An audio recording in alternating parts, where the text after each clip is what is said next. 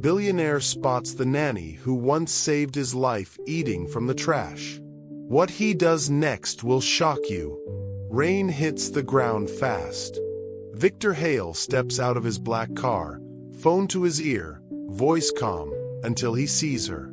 A woman, bent beside a dumpster, digging through trash with shaking hands. Her coat is ripped. Her face is half hidden. Then she turns, and he stops breathing. He knows that face. The same woman who once carried him out of a burning house when he was a boy. The woman who disappeared right after. Now she's eating leftovers from the garbage behind a cafe. Victor drops his phone. Cameras flash nearby. People start filming. But he doesn't care. He walks closer, whispering her name. Fiona. Her eyes widen. She backs away, afraid. He takes another step. If this is really her, what happened to her life? And why does she look terrified to see him? Rain ran down Victor's face as he stepped closer to the woman. She froze, clutching a half-eaten sandwich like she was protecting it.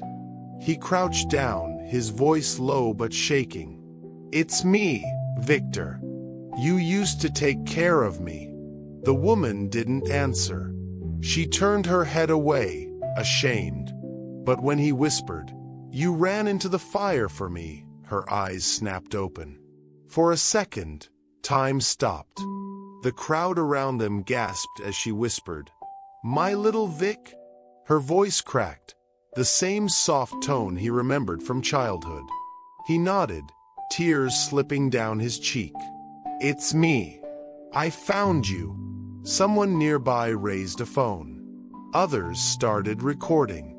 The billionaire of Hale Technologies was kneeling in a dirty alley, holding a homeless woman's hands. But Victor didn't care. He took off his coat and wrapped it around her shaking shoulders. "You saved my life once. Let me save yours." Fiona tried to pull away. "Don't, please. I'm fine here." Victor's voice hardened. "No, you're not." He helped her up, ignoring whispers and camera flashes. His driver ran toward them, confused, but Victor didn't even glance back. He guided her gently to the limousine waiting nearby. Inside, Fiona sat quietly, staring at the floor. The warmth of the car made her hands tremble harder. She tried to hide her palms, burn scars, years old, twisting across her skin. Victor noticed. He looked away, trying not to cry. The driver looked at them through the mirror, unsure what to say. Victor finally broke the silence. "Where have you been all these years?" Her voice was soft, almost lost. "Everywhere. Nowhere. Just trying to live." He turned toward her. "You disappeared. I looked for you. My father said you moved away. I believed him." She let out a tired laugh. "Moved away?" He made sure of that. He frowned. "What do you mean?" She didn't answer. She stared at the rain outside the tinted window, her reflection flickering against the glass. "You shouldn't have done this," she whispered. "I don't belong here." Victor leaned forward. "You belong wherever kindness is owed." The car went silent again. Outside, traffic lights glowed red against the wet streets. The moment felt unreal, like time had been to give him a second chance. By the time they reached the mansion, Fiona's eyes were heavy with exhaustion. The guard stared as Victor helped her out, his coat still around her shoulders. He ignored their puzzled looks. "Prepare a room upstairs," he said to his assistant, "and call Dr. Morgan. Now." Inside, the grand house smelled of new leather and cold marble. Fiona's steps echoed softly. Every corner looked too perfect, too clean. Nothing like the warmth of the old Hale house where she once worked. She paused at the base of the staircase, overwhelmed. Victor spoke gently. "It's okay. You're safe here." She shook her head. "Safe? People like me don't belong in houses like this." He walked closer. "You belong wherever someone remembers what you did for them." Her eyes filled with tears. "I just did what anyone would do," he said quietly. "No. You ran into a burning house when everyone else ran away. That broke her." She turned away, hiding her face. "That fire, it took everything," she whispered. Victor froze. "Except me," he said softly.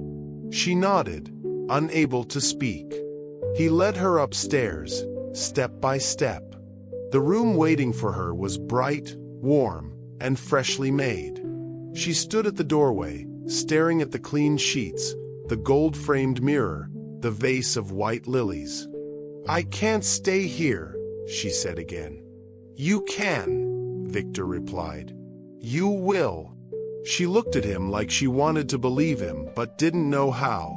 "You shouldn't have done this. You'll regret it." He shook his head. "I regret not finding you sooner." Later that night, the internet exploded. Someone's video had gone viral. Billionaire Kneels for homeless woman behind a dumpster. Millions watched. Some praised him. Some mocked him. But Victor didn't read a single comment. In his study, he sat alone with a glass of untouched wine, watching the rain fall through the window. He couldn't get the image of her face out of his mind. Half broken, half the woman who once sang him lullabies when his parents were too busy. He whispered to himself, "Why didn't I look harder?" Upstairs, Fiona sat on the bed, clutching the edge of the blanket like it might disappear. She glanced at the door, unsure if she should run. Then she saw a framed photo on the nightstand. Victor at age 6, missing a front tooth, smiling at her in the background. Her breath caught. She touched the picture gently. "You really grew up," she whispered. For the first time in years, she slept inside a room with a locked door and clean sheets. Downstairs, Victor stayed awake, staring at the fire flickering in the fireplace. He thought about that night 25 years ago, the crackle of flames, the smoke, her voice yelling his name as she carried him out. He owed her everything. Tomorrow, he decided, would be the start of her second life. But what he didn't know, what she hadn't told him yet, was that the fire wasn't the only thing that burned her past. Something much darker had followed her ever since. And before the truth came out, that past would test them both. Fiona woke up to sunlight touching her face. The sheets felt too soft, the air too clean. For a moment she thought she was dreaming. Then the door opened, and a woman in scrubs stepped in, smiling politely. "Good morning, ma'am. Mr. Hale asked me to check your vitals." Fiona blinked, disoriented. "Mr. Hale?" The nurse nodded. "Victor Hale. He's downstairs. He said to make sure you eat breakfast." She sat up slowly, her hands gripping the blanket. "He shouldn't be doing all this," she murmured. Downstairs, Victor was on the phone with his private doctor. "Yes, keep her under full observation for the next few days. I don't care what it costs." His voice was firm but weary. The doctor agreed, and Victor hung up. For the first time in years, the mansion didn't feel like a museum. It felt alive. By the third day, Fiona had color in her face again. She spent most of the time by the window, watching the garden outside. Victor came to visit her between meetings. Their conversations were short at first, awkward, careful, but something in his tone softened each time he saw her. One afternoon, he brought her a tray of soup himself instead of sending staff. "You need to eat," he said. She smiled faintly. You don't have to serve me, Victor. I know, he said. But I want to. She looked at him for a long time. You grew up polite. I thought the world might harden you. He gave a small smile. Maybe it did. Until now. For a moment, neither spoke. Then she said quietly, Your father used to say the same thing. Don't let the world soften you, Victor. I never liked those words. He frowned. You remember him? Her eyes darkened. I remember everything. She set the spoon down and sighed. He was a proud man. Too proud. Victor studied her face. What happened, Fiona? Why did you leave? She hesitated. Her hands trembled slightly. Do you really want to know? Yes, he said. I've wondered for 20 years. She nodded slowly. Then you should know the truth. She looked toward the window, her voice quiet but clear. After the fire, your mother's jewelry went missing. A gold necklace, the one she wore every day. Your father called the police. They searched the house. I told them I hadn't seen it, but no one believed me. Your father stood in the doorway, looked me straight in the eye and said, You've been stealing from my dead wife. Victor froze. He said that. She nodded. He didn't raise his voice. He didn't have to. I begged him to believe me. I told him I would never do that to her memory, but he ordered me to leave the same night. He gave me $50 and told me to disappear quietly. I left because I didn't want you to see what they were doing to me. Victor sat down slowly, his mind spinning. I don't remember any of that. You were a child, she said softly. I made sure you didn't. He rubbed his forehead. He told me you moved away. He said you found a better job. Fiona gave a sad smile. That's what he needed you to believe. For a long time, the only sound was the hum of the air conditioner. Victor finally stood. He's gone now, but I'll make this right. I'll find proof you didn't take anything. She shook her head. There's no need. It's been too long. I need to, he said firmly. I owe you the truth.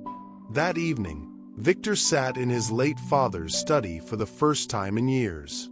The smell of old books and cigar smoke still lingered. He opened drawers, searched through old boxes, records, receipts, anything that could show what really happened. Hours passed. Finally, at the bottom of a cabinet, he found an envelope marked Hale Estate Insurance Claim, 2001.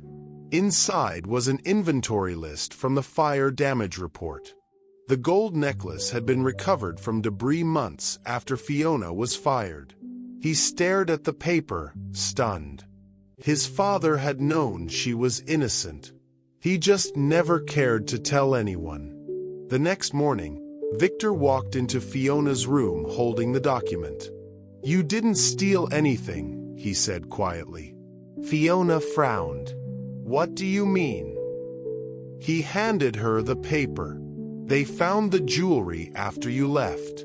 My father knew. He never cleared your name. Her hands shook as she read. All these years, her voice broke. He let me suffer for nothing. Victor's chest tightened. He was wrong, Fiona. He destroyed your life to protect his pride. She looked up at him with wet eyes. I lost everything because of that lie. My job, my home, my friends. Nobody would hire me after that. He sat beside her. Then we'll fix it together. How? She asked bitterly. Can you give me back the years I slept on benches? Can you erase what people said about me? He didn't answer right away. He reached for his phone instead and opened his banking app, Maybe I can't give you time, he said. But I can give you something better. Within minutes, he made a large transfer to a homeless rehabilitation center. Under the donation name, he typed the Fiona Trust. She watched, confused. What did you just do? I started something in your name, he said. A fund to help women who lost everything. Like you. Her eyes filled with tears. Why? Because you gave everything for me, he said. You deserve more than I can ever repay. Her lips trembled. Victor, I don't deserve this. He leaned forward. You deserve everything good that ever happens to you. You saved a boy who didn't even know what life was yet. Her tears fell freely now.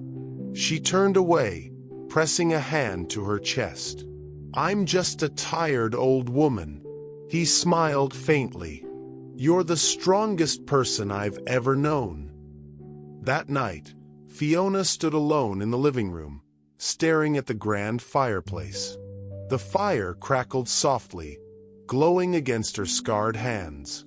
For a moment, the memory of that night came rushing back. The flames, the smoke, the child screaming for help. She whispered to herself, "That fire took everything."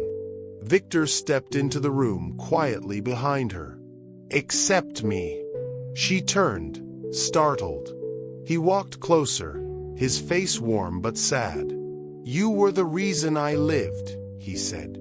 "And I never thanked you properly." "You don't have to," she said quickly. "I didn't save you for thanks." He nodded. "Then let me give something back." She didn't know what to say. He extended a small card toward her. "This is the foundation certificate," he said. "The Fiona Trust is now official. You'll never be forgotten again." Her breath caught. She stared at the card, then at him. "You did this." He nodded. "For you." Tears rolled down her face. "I don't know what to say." He smiled softly. "Say you'll stay." For the first time in years, Fiona smiled without sadness. "I'll stay," she whispered. As she turned back toward the fire, her reflection flickered beside his in the glass. Two lives burned and remade in the same glow. The house, once cold, finally felt alive again. Outside, the city lights shimmered through the night, unaware that somewhere in the heart of Los Angeles, a billionaire and a broken woman had just started to rebuild what life had taken from them both. Days slipped by quietly in the Hale mansion. The press had moved on from the viral photos, but inside those walls, everything still felt suspended in a strange calm. Fiona was stronger now. The doctors said her vitals were improving. She walked without help, her appetite had returned, and she even laughed once or twice when Victor tried to make small talk. But there was something new in her eyes, something distant. She smiled, yet part of her looked far away, lost in thoughts she never voiced. Victor noticed. Each night, after finishing his meetings, he'd check on her. She'd always thank him politely, but her tone had changed. Quieter, sadder. One night, around midnight, he passed by her room and heard her voice through the slightly open door. At first, he thought she was talking to someone. But then he heard the words. "Lord, forgive me," she whispered. "Forgive me for what I did. For leaving her. For losing her. For not being the mother she needed." Victor froze in the hallway. Her voice cracked, trembling through the quiet. "I know you gave me another chance when you sent Victor to me," she continued. "But my heart still carries what I did. I failed my child, and that's something even you might not forgive." Victor stepped closer and gently pushed the door open. She was on her knees beside the bed, hands clasped tight, tears rolling down her face. He spoke softly. Fiona, she gasped, startled, and quickly wiped her eyes. Victor, I didn't hear you. He took a step in. What were you talking about? What did you do? She looked down, unable to meet his eyes. Nothing you need to carry. He shook his head. You've carried too much alone already. Tell me. Her voice broke. No, Victor. Some things are better left with God. He knelt beside her, his tone gentle. You once risked your life for me. Don't shut me out now. Her lips trembled. She took a shaky breath, then whispered, After I left your house, I found out I was pregnant. Victor blinked, stunned. You had a child? Yes. Her voice quivered. A little girl. I named her Maya. She looked up at the ceiling, as if searching for the strength to continue. I tried to raise her, but I had nothing. No money, no family, no job. Your father's accusation followed me everywhere. I cleaned houses, washed clothes, begged churches for food. Some nights I'd hold Maya close and promise her things I knew I couldn't give. Victor's throat tightened. What happened to her? Her eyes filled with tears. When she turned 3, I got sick. I couldn't feed her. I took her to social services thinking they'd help us both. They said it was temporary, that I could get her back once I was stable. She paused, her hands trembling. By the time I found work and went back, she was gone. They said she'd been adopted. No names, no records, just gone. Victor closed his eyes. You spent all these years looking for her? She nodded slowly. Everywhere. I searched shelters, churches, hospitals. I volunteered at food banks, thinking maybe one day she'd walk through the door. I saw girls her age and wondered, was she warm? Was she safe? Did she hate me? Her voice cracked. Every day I carried that question. And every night, I asked God for forgiveness for losing her. Victor felt his chest tighten. Fiona, you didn't lose her. The world failed you. She shook her head. No, I failed her. I should have been stronger. He reached for her hand. You saved my life, Fiona. You gave everything you had for me. Maybe that's what your strength went into. She looked at him through tears. You're kind, but you don't understand. Saving you was easy. Losing her broke me. That's why I never came back to you or anyone. I didn't think I deserved another chance. Silence filled the room, heavy and sacred. After a long pause, she turned to the small drawer beside her bed and pulled out a sealed envelope. On the front, in neat, shaky handwriting, were the words, "For Victor when I am gone." He frowned. "What is this?" "A letter," she said softly. "For when I'm not here anymore." "Don't say that." She smiled faintly. "It's not for now. Some truths find their own time." He stared at the envelope, reluctant to take it. "Why give it to me?" "Because you're the only person who ever saw me as more than what life made me." She pressed it into his hand. "Promise you won't open it until I'm gone." He hesitated. "Fiona, promise me." He nodded slowly. "I promise." Her smile was faint, peaceful. "Good. Then I can rest easy tonight." But before leaving, Victor noticed the shallow rise and fall of her chest. Something about her breathing felt weaker. "You don't look well. Should I call Dr. Morgan?" She shook her head. "No hospitals. No doctors. I've had enough of those places. I want to stay here, I want to feel safe tonight. He crouched beside her. Please, Fiona, just let me. She placed a hand over his. Don't save me this time, Victor. Tears filled his eyes. You can't ask me that. She smiled gently. You already did save me. You gave me peace. You gave me home again. That's all I needed. He squeezed her hand, fighting back the fear building inside him. You're not leaving me again. Her reply was a whisper. We all leave, Victor. But love doesn't. He stayed with her until she fell asleep, sitting quietly beside her bed, watching her chest rise and fall. Eventually, exhaustion pulled him under too. Morning came slowly, pale light creeping across the floor. The house was silent.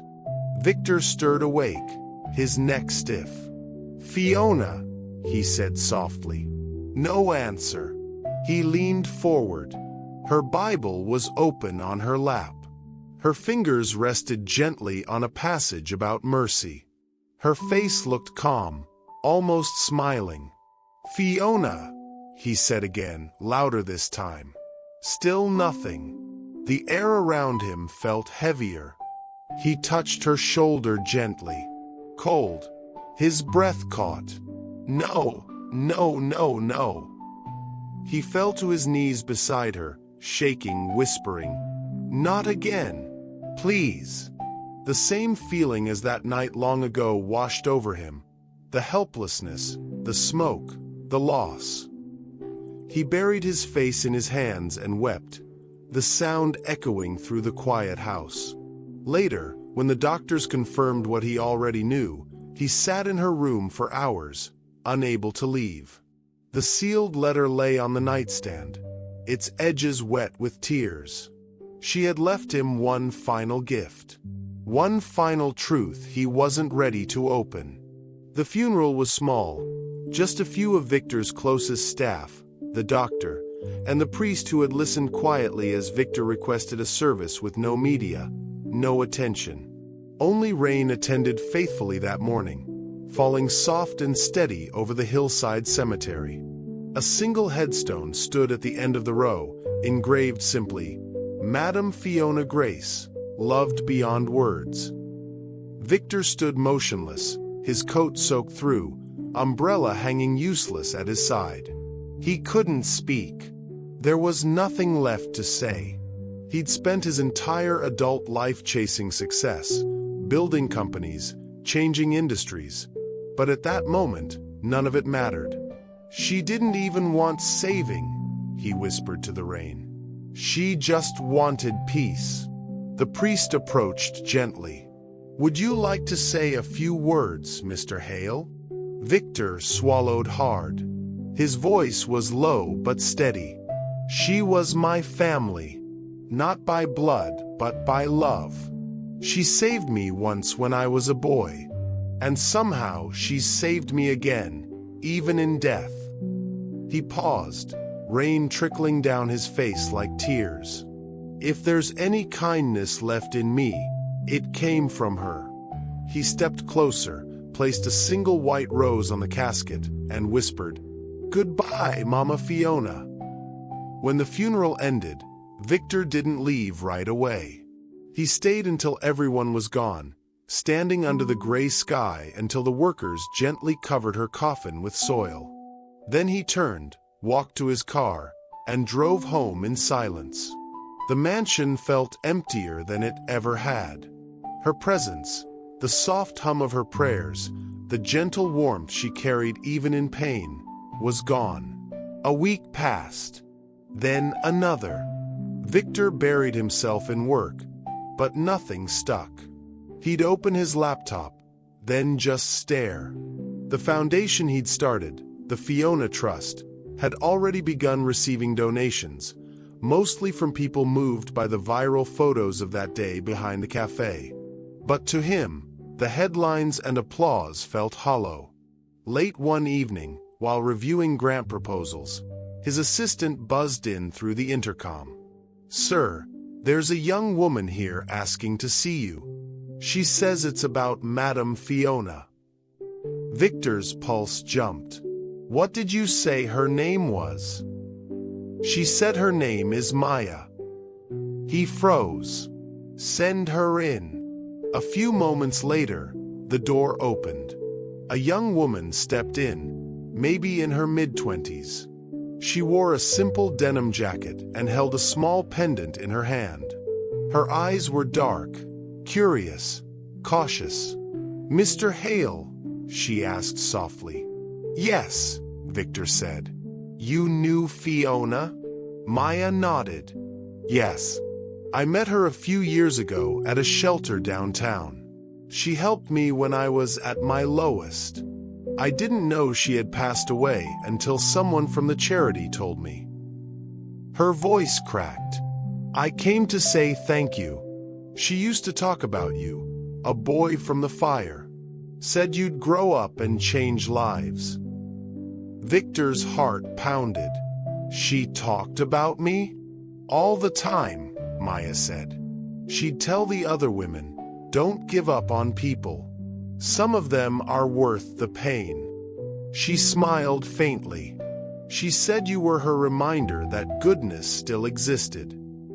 He smiled sadly. "She gave me that same reminder." Maya stepped closer and opened her hand. In her palm was a small gold pendant, worn from age. The initials engraved on it read FG. Victor stared at it. "Where did you get that?" "She gave it to me," Maya said. "Said it was the only thing she had left that mattered. Told me to keep it safe. When she disappeared from the shelter, I thought something happened to her. But now..." Her voice trailed off. Victor reached out slowly. "May I see it?" She handed it to him. His fingers brushed the metal, and he felt the weight of years in that tiny object. "She wore this when I was a boy," he said quietly. "Every day." They sat in silence for a moment, the room heavy with unspoken connection. Maya broke the silence. "She told me she'd found her purpose again before she left. I didn't understand what she meant at the time. She said she was going to see someone important to her, someone she hadn't seen in a long time." Victor looked up, his voice barely a whisper. "That was me." Maya smiled through tears. "Then I'm glad she found you." He nodded, his throat tight. "She did. But I didn't realize how much she'd lost." The room grew quiet again. Then Victor said softly, "Wait here a moment." He walked to the study and returned with the sealed envelope, her letter. It had sat unopened since the day she died. His hand trembled as he looked at Maya. "I think this belongs to both of us now." He tore the envelope open carefully. Inside was a single handwritten page, the ink slightly smudged. Fiona's familiar handwriting curved across the paper. Victor began to read aloud. "My dear Victor, I never stole anything. The fire took many things, but not my truth. I forgave your father long ago. I only wished he could have seen the man you've become. My heart rests easy knowing that you did not inherit his pride, only his strength. There is one more truth you should know. I had a daughter, Maya. I lost her when life was too cruel to bear. I searched for her until my feet bled and my hope faded. If you ever meet her, tell her I never stopped loving her. Tell her she was never forgotten. And Victor, use your wealth to heal, not just to build. Build homes where the lost can rest. Feed the ones who've been unseen. That's how you repay me. With love, Fiona Grace." Victor's voice cracked as he reached the end. The letter trembled in his hand. Maya's eyes widened. "She wrote that?" He nodded, looking at her through tears. "Maya, She was talking about you. Her lips parted. What do you mean? She didn't just take care of you at that shelter. You were her daughter. Maya froze. The world seemed to stop moving.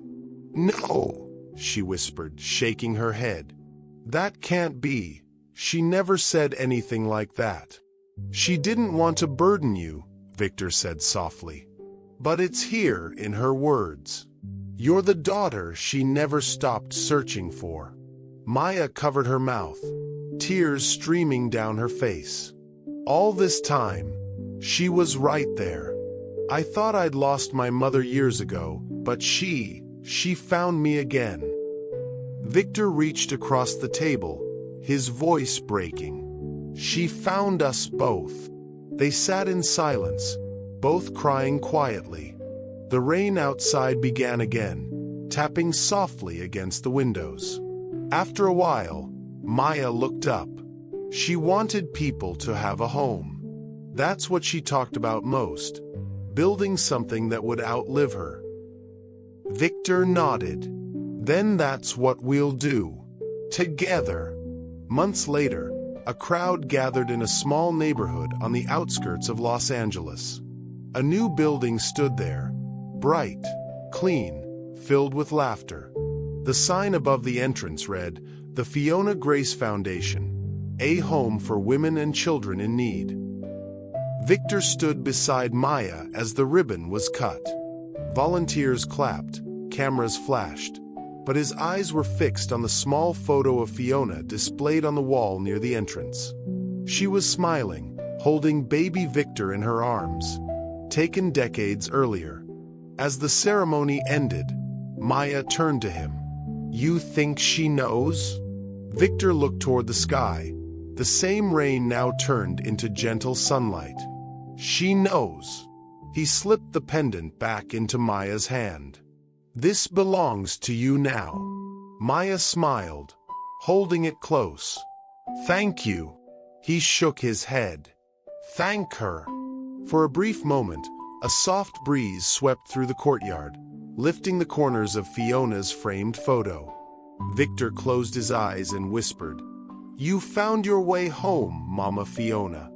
And for the first time in a long while, the ache in his chest felt lighter, like she was there again, not gone, but watching, proud. The morning light slanted through Victor's office windows, soft and gray, the kind of quiet that sits heavy in the air. The letter from Fiona lay on the desk between him and Maya, its edges worn, the handwriting slightly faded. Neither of them spoke for a long while. Every word felt sacred now, something not to be rushed. Victor finally broke the silence. "She wanted us to have this," he said. "But there's one last thing the lawyer mentioned, a property." Maya looked up, confused. "Property?" He nodded. "A small house in Riverside. It was in her will. I haven't gone there yet." Maya hesitated. "You think she lived there?" "I think," he said, folding the letter carefully, "it's where she waited for both of us." They left the city just after sunrise, the drive quiet, broken only by the low hum of the engine. Los Angeles gave way to long stretches of freeway and rows of forgotten buildings. The further they went, the less polished everything became, until the streets narrowed and the air carried the faint scent of dust and old memories. When they reached Riverside, Victor slowed the car in front of a faded blue house at the end of a cracked road. The paint peeled like old skin, the roof sagged slightly, and weeds grew high along the fence. A small, rusted mailbox still bore her name in fading letters. F. Grace. Maya stepped out first, staring at it in disbelief. "She lived here," she whispered. Victor nodded. "The lawyer said she stayed here for years before moving into the shelters." She ran her hand along the gate, her eyes glistening. "It looks so small." "She didn't have much," Victor said softly, "but she had hope." A black sedan pulled up beside them, and a man in a charcoal suit stepped out, holding a leather briefcase. "Mr. Hale." "Ms. Maya." His tone was respectful, gentle. "I'm Richard Lanning, Fiona Grace's estate lawyer. Thank you for meeting me here." Victor shook his hand. "Thank you for coming." Lanning opened his case and took out a thick envelope sealed with an official stamp. Mrs. Grace left instructions that this should be delivered after her funeral. "There's a will inside, along with one personal note addressed to both of you." Victor accepted the envelope carefully, as though it might break. He looked at Maya. "Shall we?" She nodded. He opened it slowly, pulling out the will first. The contents were brief. Fiona had owned little beyond the house itself, a few keepsakes, and her Bible. The note, however, stopped them both cold. It was written in her familiar, uneven handwriting. "To Victor and Maya. This house once held my dreams and my mistakes. It's where I prayed for forgiveness, and where I learned that love never truly disappears.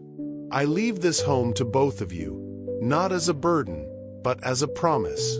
Turn this home into light for those the world forgets. Fill it with warmth, not sorrow. Let laughter live here again.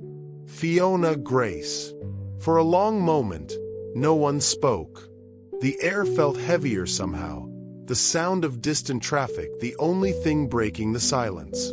Maya was the first to move.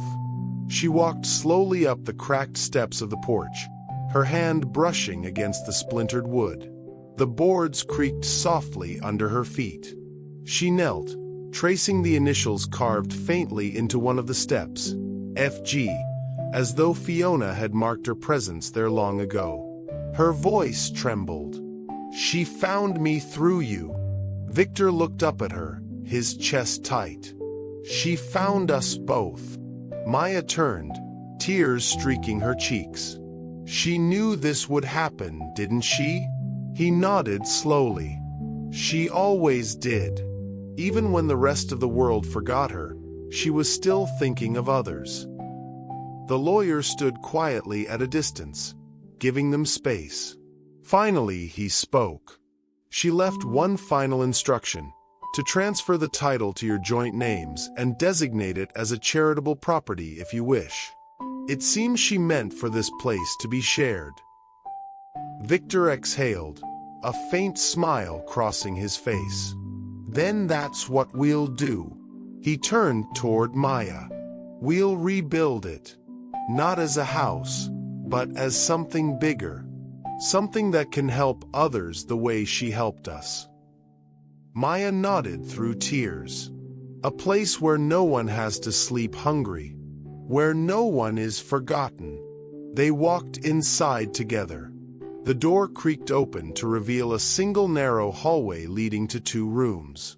Dust lay thick over everything, but sunlight cut through a broken curtain, landing on a framed photo hanging crooked on the wall. It was Fiona, young, standing with a group of neighborhood kids, smiling in front of the same house. Maya reached up to fix the frame. "She never let go of this place," she said quietly. Victor looked around, imagining her there, sweeping the floor, saying prayers in the kitchen, tending to small dreams in a space the world would have overlooked. "She turned pain into purpose," he said softly. "Even here." As they walked back outside, the air had changed. The sun had dipped lower, painting the sky in warm streaks of gold and pink. Victor handed the letter to the lawyer. "We'll need a restoration plan and transfer papers drawn up right away." The lawyer smiled faintly. "Of course, Mr. Hale. She'd be happy to know her wish is being honored." Maya lingered by the porch, looking back one last time. "Do you think she's watching?" she asked. Victor glanced at the house, the windows reflecting the last of the daylight. "I think she never left." A gentle breeze swept through the yard, stirring the tall grass and sending a few loose petals from a dying flower bush drifting through the air. They watched silently as one petal landed on the step beside Maya's hand. She smiled faintly. "That's her." Victor's voice was quiet but firm. "Let's make sure her light never fades." They stood there until the sun disappeared completely, two strangers now bound by the same love, the same loss, and the same promise. The house before them wasn't just wood and brick, it was Fiona's last heartbeat, still echoing, waiting to come alive again. Construction began just 3 weeks after that visit to Riverside. The old blue house that had once sagged beneath the weight of time was now surrounded by scaffolding, fresh lumber, and the sound of drills and hammers echoing through the neighborhood. Victor visited the site every day, dressed not in a suit but in jeans and rolled-up sleeves. He wanted to see it all, every wall rebuilt, every corner repainted. Maya was there too, overseeing the layout for the common rooms, classrooms, and dormitories. What was once a single-family home would soon become a refuge for dozens. "This room," Maya said one morning, standing in what used to be Fiona's small living room, "we'll turn it into a reading space for the children." She always loved stories. Victor nodded, smiling faintly. "She'd like that. She used to read to me every night before bed." Her voice made even the saddest stories sound like hope. As the weeks passed, the transformation was remarkable. New walls went up, bright paint replaced the weathered blue, and gardens bloomed where weeds had once grown wild. Victor invested millions, not out of guilt, but out of devotion. He called it the Fiona Grace Foundation. Soon, the shelter was fully equipped. Dorms for women and children, a kitchen that could feed 50 at a time, a study hall, and small classrooms where volunteers would teach literacy and job skills. There was even a counseling center for trauma recovery, because Victor wanted no one to carry pain alone the way Fiona once had. Maya handled the daily operations. She hired staff, designed the community programs, and reached out to local organizations for support. Every morning she'd walk the halls, making sure the space felt welcoming, not just functional. She made sure every wall had warm colors, every bed had a soft blanket, and every child who walked in felt safe. Victor handled the rest. His name carried weight, and he used it to bring sponsors, partners, and donors on board. When he spoke at corporate events, he no longer talked about profits or innovation. He talked about Fiona, about what kindness meant in a world that too easily forgets the people who build its foundations. The story of the billionaire and the nanny had already traveled far. People wanted to know what came next, and when news broke that he was building a shelter in her name, the story reignited. Months later, the day of the grand opening arrived.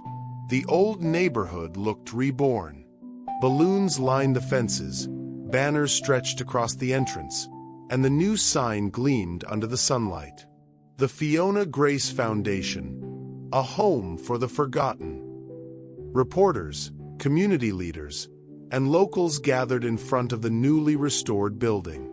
Victor stood beside Maya at the podium, both of them wearing white ribbons pinned to their jackets. Behind them, the house shone in fresh paint and life. As cameras flashed, Maya looked out at the crowd.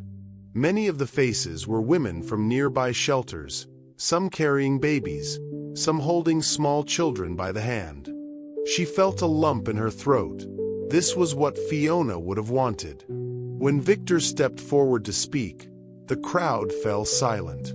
He glanced briefly at Maya, then at the photo of Fiona displayed beside the stage. "Many years ago," he began, his voice clear but steady, "a woman saved me from a fire. I was just a child. She ran back into a burning house when everyone else stood outside. She carried me out, burned and broken, but alive. Her name was Fiona Grace." He paused, letting the name settle in the air. Years later, I found her again, but this time, she was the one who needed saving. And yet, even then, she was the one who saved me. Not from fire this time, but from myself. Maya's eyes filled with tears. Victor continued. She gave me life twice, once through courage and once through love. This place stands because of her. It belongs not to me, not even to her memory, but to everyone who's ever been forgotten. May it remind us that compassion is not weakness, it's power. The crowd erupted in applause. Cameras flashed, people stood, and even the reporters who came expecting a story about charity found themselves moved by something deeper. Victor stepped aside as Maya took the microphone next. Her voice was soft but full of emotion. I didn't know Fiona was my mother until after she was gone. But now I understand. Her love didn't die with her. It just found new ways to live. Through Victor. Through all of us. The audience went silent again, some wiping tears. Every woman who walks through these doors will know her name. Every child who sleeps under this roof will know her kindness. That's her legacy. When the speeches ended, the ribbon was cut. The crowd cheered as the doors opened, revealing the bright, welcoming interior. Inside, sunlight streamed through wide windows, landing on a large portrait of Fiona hung in the main hall. Her smile seemed alive again. Children ran in first, laughing, exploring the rooms. Women followed behind them, some crying quietly, some holding hands. Volunteers handed out food, blankets, and toys. Victor watched from the side, overwhelmed by the sight. For years, his wealth had built skyscrapers and software, but none of it had ever felt like this. Maya came to stand beside him. "You did it," she said softly. He shook his head. "No, we did it." And she gave us the reason. Maya smiled. "I think she's here." Victor looked around, and for a brief moment, he almost believed it. The sound of children's laughter echoed through the halls, the air warm and full of life. When the media approached him later for interviews, Victor simply said, "This isn't about a billionaire building a shelter. It's about a woman the world overlooked teaching me what real wealth means." As the sun set behind the building, the last golden light touched the sign above the entrance, the Fiona Grace Foundation, and it gleamed like something holy. Maya stood quietly beside Victor, tears gathering in her eyes. "She gave us both a home," she said.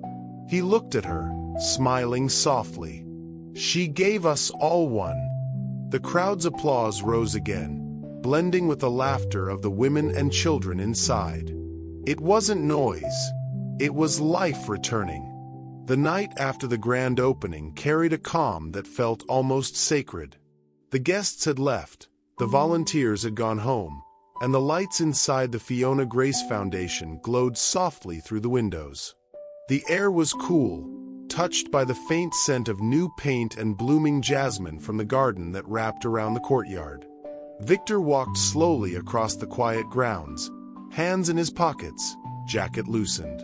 The distant hum of traffic faded behind him. Every step crunched lightly on the gravel path leading toward the memorial plaque they'd mounted near the entrance. He hadn't had a chance to stand there alone all day. The celebration had been overwhelming, reporters asking questions, donors shaking his hand, children laughing in the hallways. But now that it was quiet, everything came rushing back. The weight of what they'd built. The memory of how it started. He stopped in front of the plaque, the silver surface gleaming under the soft courtyard lights. The words were simple, just as Fiona would have wanted. Fiona Grace. She gave the world more than she had. Victor ran his fingers lightly across the engraving. For a moment, the wind rose, gentle but steady, And somewhere in that hush, he thought he heard a sound. It was faint, barely there, yet unmistakable, the slow rhythm of a hymn. The same one Fiona used to hum when she tucked him in as a boy, when the firelight flickered on her face and her voice made him feel safe. He closed his eyes, letting the sound drift through him. "You still watching over me, Mama Fiona?" he whispered. The breeze answered with a soft rustle through the leaves. He smiled faintly. "I hope we made you proud." Behind him, the doors opened quietly. Footsteps approached, light and careful. Maya appeared beside him, her hair falling loose from the bun she'd worn all day. She carried 2 mugs of tea, steam curling up into the night. "I thought you might still be here," she said, handing him one. "Couldn't sleep," he admitted. "It's strange. I've built 100 things in my life, but nothing's ever felt like this." She looked at the plaque. "Because this one has a soul." He nodded. "Yeah, hers." For a while, neither of them spoke. The wind moved gently between them, carrying fragments of distant laughter from inside the shelter. Children playing, women talking softly in the halls, the sound of life returning to a place once forgotten. Maya's voice was quiet when she finally spoke. "She'd be proud of you, you know." Victor shook his head slightly, a small smile tugging at his lips. "She'd be proud of us." Maya turned to him, eyes bright in the low light. "I used to think my life was a series of mistakes," she said softly. "But maybe they were just steps leading back to her." "She'd say the same thing," Victor said. "She always believed everything had purpose, even pain." They both looked up at the night sky. The moon hung low, silver light spilling across the courtyard. A soft breeze swept through again, stirring the trees, brushing against their faces. Victor glanced toward the foundation's windows. Through the glass, he could see silhouettes, women setting up beds, children whispering under blankets, volunteers cleaning up after dinner. The sight filled him with a warmth he hadn't felt in years. He said quietly, "Listen." Maya tilted her head. Inside, faint giggles and chatter floated through the air, the sound of safety, of belonging. "That's what she wanted," he said. "That sound. Laughter. Hope." Maya smiled. "She built this through us, Victor. Every bit of it." He nodded slowly. "She gave us the pieces. We just put them together." The hymn drifted again, almost inaudible now, as if carried on the edge of the wind itself. Victor closed his eyes and let it wash over him. In that moment, he could almost see her, standing there in her old apron, smiling, her scarred hands clasped gently, the way she did when she prayed. "Thank you," he whispered, "for everything." When he opened his eyes, Maya was looking at him, tears in her eyes but smiling. "Let's make sure her story never ends," she said. He nodded. "It won't. Not as long as this place stands." They stood together for a while longer, not speaking, just listening. The laughter inside grew louder for a moment, a burst of joy, followed by a soft lull of voices and footsteps. Victor looked toward the glowing windows one last time.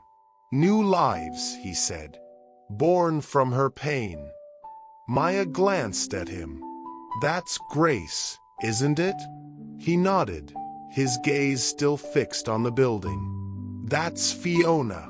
As they turned to leave, the wind picked up one last time, brushing gently against their backs like a farewell. The hymn faded into silence, leaving behind only the quiet hum of peace. And for Victor, that peace was enough to know she was still there. Months later, the night air in downtown Los Angeles buzzed with quiet excitement.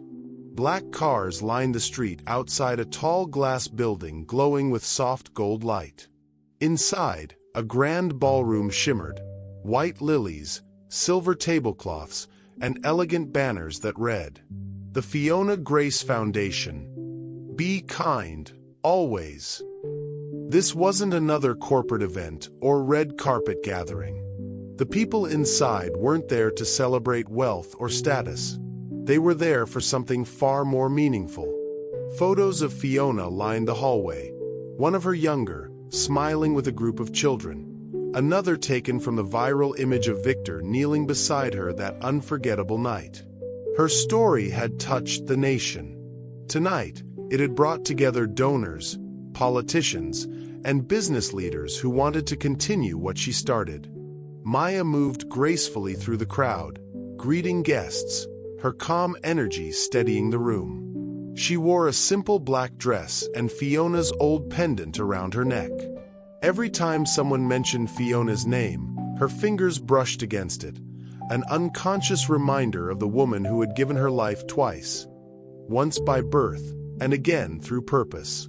Victor stood near the stage, glancing around as people mingled and laughed. He had seen hundreds of events like this before, product launches, tech summits, award dinners, but none of them had ever felt like this. This one had heart. As the lights dimmed, the MC stepped to the microphone. "Ladies and gentlemen, please welcome the founder of the Fiona Grace Foundation, Mr. Victor Hale." The applause rose like a wave. Victor walked to the stage slowly, his expression calm but reflective. Behind him, a massive screen displayed images from the foundation. The shelter bustling with volunteers, children learning to read, women starting new jobs, and the restored house in Riverside glowing under the morning sun. He waited for the applause to fade before he spoke. "Thank you," he began, his voice steady. "A year ago, I stood in an alley behind a cafe and saw a woman eating from a trash can. That moment changed my life forever." The room went still. Cameras focused on his face. She was the nanny who once saved me from a fire when I was a boy. Her name was Fiona Grace. The world forgot her, but she never forgot anyone. When I found her again, I thought I was rescuing her. I was wrong. She was rescuing me. He paused, letting the truth hang in the air.